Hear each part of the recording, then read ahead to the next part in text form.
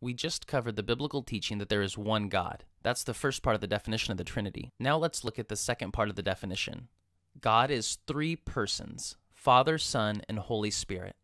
The Bible tells us that this one being, who is God, exists as three distinct persons. So the first part of our definition emphasized the oneness of God, and the second part of our definition emphasizes the fact that God is three persons. Now that might sound a little confusing, but let's look at the evidence from the Bible. Matthew 3:16-17. After his baptism, as Jesus came up out of the water, the heavens were opened, and he saw the Spirit of God descending like a dove and settling on him. And a voice from heaven said, "This is my dearly loved Son, who brings me great joy." These verses describe the baptism of Jesus. And we see that in the baptism of Jesus, all three persons of God, the Father, Son, and Holy Spirit, are active and involved. Take a look at Matthew 28:19. Jesus is speaking to his disciples right before he leaves to go back to God the Father. And here's what he says.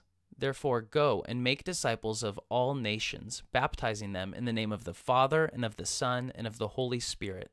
Jesus is giving his final instructions to his followers. He tells them to go out into the world and tell people about him. When they believe in him, they're supposed to be baptized in the name of the Father and the Son and the Holy Spirit. Now, Jesus is doing something very wrong and very blasphemous unless the Son and the Spirit are fully God, just like God the Father. And that's what Jesus is telling us. God is three persons.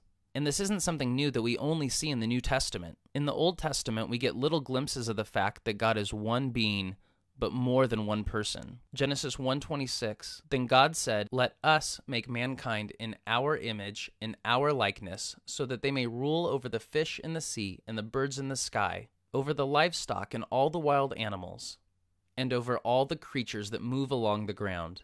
Look at the words God uses in this verse. Us, our, first-person plural words. Who is God talking to? He's talking to the other members of the Trinity, the other persons of the Trinity.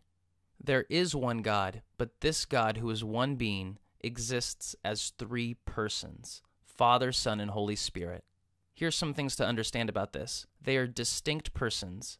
The Father is not the Son is not the Spirit, and the Spirit is not the Father.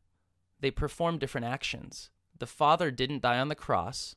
The Son doesn't give us a new heart. That's the Holy Spirit's job. They perform different functions, but they work in perfect unity. As one God, the three persons work in perfect harmony and perfect unity. There's no 2-to-1 vote in the Trinity. All the persons of the Trinity work together. Now, I know at this point in the study, things might be getting a little confusing. Pause the video, discuss the questions, and join us in the next video.